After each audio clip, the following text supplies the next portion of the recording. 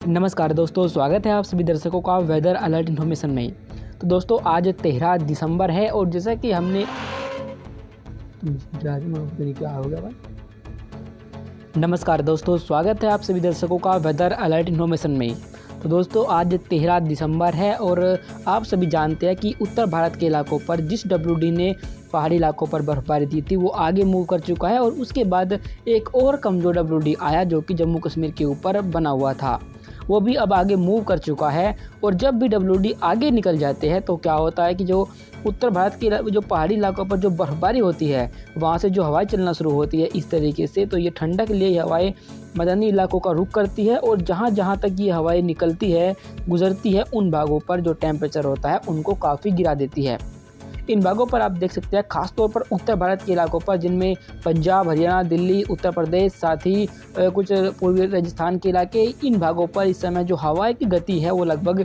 14 से 20 किलोमीटर प्रति घंटा है, जिसकी वजह से दिन में इन भागों पर तेज़ हवाओं की वजह से इस समय काफ़ी जो दिन है वो ठंडा महसूस किया जा रहा है।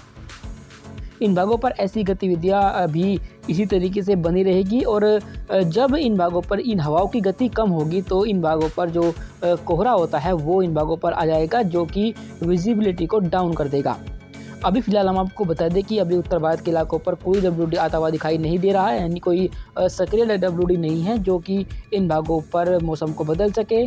पर आपको ये बता दें कि जो दक्षिण भारत के इलाके हैं इन भागों पर एक लो प्रेशर एरिया बन रहा है। एक लो प्रेशर एरिया जो कि जो कि दक्षिण भारत के इलाकों पर बना था, उसने तमिलनाडु और आसपास के इलाकों पर भारी बारिश दी, मूसलाधार बारिश दी, वो अब आगे मूव कर चुका है और आप देख सकते हैं एक सर्कुलेशन के रूप में इस समय वो यहाँ लक्षद्वीप के पास बना हुआ है। वहीं एक नया सिस्टम एक बार फिर सर्कुलेशन के रूप में यहाँ पर आप देख सकते हैं कि बनता हुआ दिखाई दे रहा है। इस सिस्टम की भी संभावना है कि ये भी जैसे जैसे आगे मूव करेगा तो ये भी आगे बढ़ते बढ़ते लो प्रेशर एरिया बन जाएगा और जब ये यहाँ पर आएगा तो निम्न दबाव के क्षेत्र के रूप में एक बार फिर से तमिलनाडु के कोस्ट के इलाकों को प्रभावित करेगा। उन भागों पर यानी आपको एक बार फिर से जो भारी बारिश का स्पेल है वो देखने को मिल सकता है।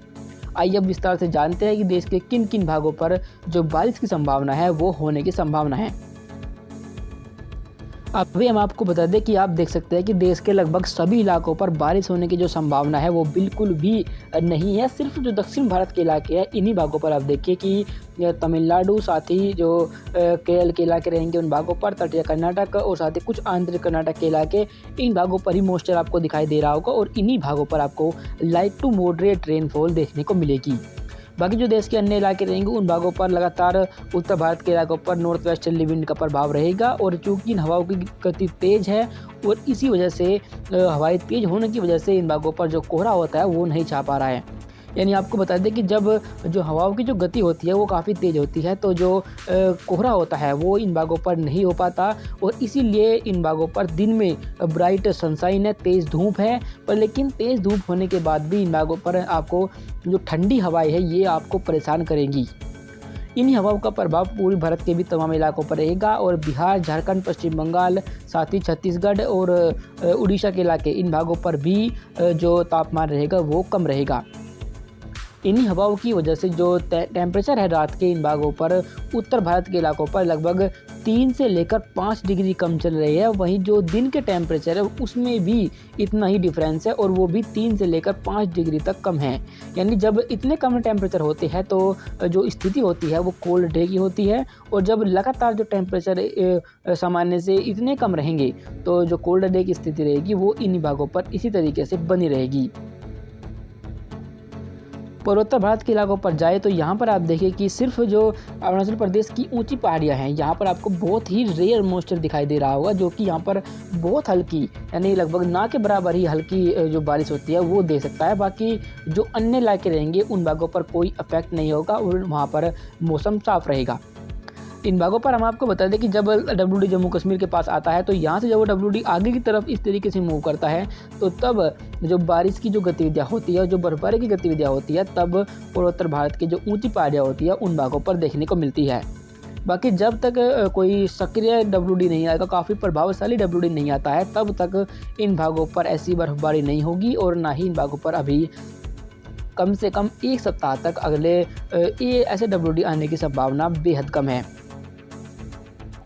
इसके बाद आगे बढ़े वो 14 दिसंबर के मौसम को देखें तो आप देख सकते हैं कि लो प्रेशर एरिया, नया लो प्रेशर एरिया बन चुका है जो कि अंडमान सागर के पास बनेगा। और आपको बता दें कि जितनी दूर ये लो प्रेशर एरिया बन रहा है, अगर इसे सही जो टेम्परेचर होता है अगर समुद्र का वो कम रहा और साथ ही जो अपर एल्टीट्यूड पर जो विंड चलती है वो अगर कम रही तो ये लगातार प्रभावी होता रहेगा, क्योंकि इसका जो ट्रैक रहेगा वो काफ़ी लंबा होगा और ऐसा हो सकता है कि फिर ये साइक्लोन बन जाए। पर लेकिन साइक्लोन बनने के लिए इसको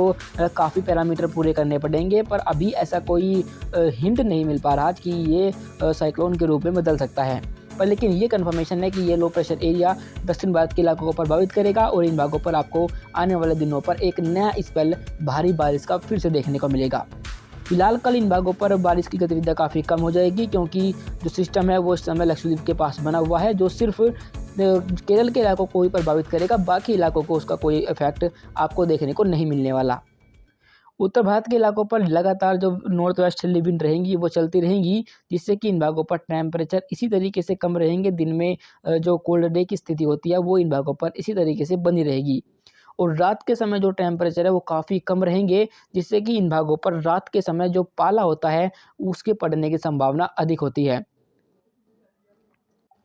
अभी फ़िलहाल हम आपको बता दें कि एक WD आता हुआ दिखाई दे रहा है जो इस समय ईरान और अफ़गानिस्तान के पास है, जो कि धीरे-धीरे मूव करते हुए लगभग अगले 2 से 3 दिनों के दौरान यहाँ पर पहुँचेगा।